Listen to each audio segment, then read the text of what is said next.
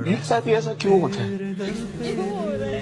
اللہ تعالیٰ کبھی بھی آپ کو ایسے امتحان میں نہیں ڈالتا جو آپ برداشت ہی نہ کر پائیں۔ اللہ ظالم نہیں ہے، وہ آپ کی ہمت کا امتحان نہیں لے رہا، وہ جانتا ہے آپ کے اندر کتنی ہمت ہے، وہ اس کا امتحان لے ہی نہیں رہا، وہ تو امتحان لے رہا ہے آپ کے ایمان کا، آپ پہ توکل کا، کہ اس پر آپ کو کتنا بھروسہ ہے۔ اس پہ غم آ گیا، اس پہ دکھ آ گیا، یہ مشکلات کے اندر گھرا ہوا، اس کو کچھ نظر نہیں آ رہا، اللہ کو پتا ہے، لیکن وہ چاہتا ہے کہ جب آپ کو کچھ نظر نہ آئے تو اس کے پاس جاؤ، کیونکہ وہ دیکھ سکتا ہے جو آپ دیکھ نہیں سکتے۔ اگر انسان کے پاس یہ اختیار ہوتا نا کہ وہ اپنی تقدیر خود لکھ سکتا، تو تب بھی اللہ کی لکھی ہوئی تقدیر اس سے بہتر ہوتی جو انسان لکھتا، کیونکہ اللہ جانتا ہے کہ کیا صحیح ہے کیا غلط ہے۔ اکثر لوگ اللہ تعالیٰ کو اتنے پسند ہوتے ہیں کہ اللہ تعالیٰ ان کو خود سے دور جانے ہی نہیں دیتا، اللہ چاہتا ہی نہیں ہے کہ میرے سے دور جائیں۔ اللہ تعالیٰ کبھی کبھی ان کو بار بار غم دیتا رہتا ہے کہ یہ بار بار میرے پاس ہے، بار بار میرے پاس ہے۔ اللہ تعالیٰ اس سے ارد گرد کے تمام انسان چھین لیتا کہ اس کے پاس صرف میں ہی ہوں جس سے یہ بات کرتا ہوں، میں ہی ہوں جس کے سامنے یہ روئے، میں ہی ہوں جس کے ساتھ یہ بیٹھ کے باتیں کرے، میں ہی واحد ہونا چاہیے اس کے پاس۔ اکثر لوگ اللہ تعالیٰ کو اتنے عزیز ہوتے ہیں